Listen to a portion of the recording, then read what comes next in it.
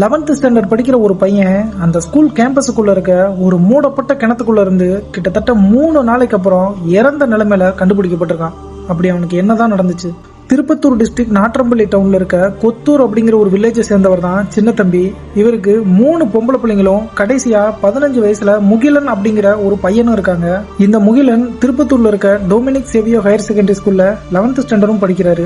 இந்த நிலைமையில தான் கடந்த வெள்ளிக்கிழமை காலையில இந்த முகிலன் ஸ்கூலுக்கு வரல அப்படின்னு சொல்லிட்டு அந்த ஸ்கூல் அத்தாரிட்டிஸ் வந்து முகிலனோட பேரண்ட்ஸுக்கு கால் பண்ணி சொல்றாங்க. இதை கேட்டு சாக்கான முகிலனோட பேரண்ட்ஸ் என் பையன் வீட்டுக்கே வரல அப்படின்னு அவங்க கிட்ட சொல்லிட்டு போலீஸ்லயும் இம்மிடியட்டா கம்ப்ளைண்ட் ஒன்னு ரெஜிஸ்டர் பண்றாங்க. போலீஸுமே கேஸ் ஃபைல் பண்ணி இம்மிடியட்டா சர்ச் பண்ண ஆரம்பிக்கிறாங்க.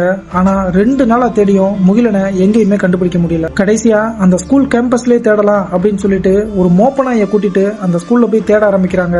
அப்பதான் அந்த ஸ்கூல் கேம்பஸுக்குள்ள இருக்க ஒரு மூடப்பட்ட கிணத்துக்குள்ள இருந்து முகிலன் இறந்த நிலைமையில கண்டுபிடிக்கப்படுறான். இதை பார்த்து அதிர்ச்சியான முகிலனோட பேரண்ட்ஸும் அந்த ஊர் பொதுமக்களும் சேர்ந்து அந்த பையனோட சாவுல ஏதோ ஒரு மர்மம் இருக்கு அப்படின்னு சொல்லிட்டு ப்ரொட்டஸ்டும் பண்ண ஆரம்பிக்கிறாங்க. போஸ்ட்மார்ட்டம் ரிப்போர்ட் வந்ததுக்கு அப்புறம் தான் இது கொலையா இல்ல தற்கொலையான்னு சொல்லி உறுதியா சொல்ல முடியும் அப்படின்னு சொல்லி போலீஸ் சைட்லயும் சொல்லிடுறாங்க. பசங்களை ஸ்கூலுக்கு நம்பி அனுப்புறோம் அப்படின்னா அவங்க பாதுகாப்புக்கு பொறுப்பு எடுத்துக்க வேண்டியது அந்த ஸ்கூல் நிர்வாகம் தானே தவிர அவங்களே இவ்வளவு அஜாக்கிரதையா இருந்தா என்ன சொல்றதுன்னே தெரியல.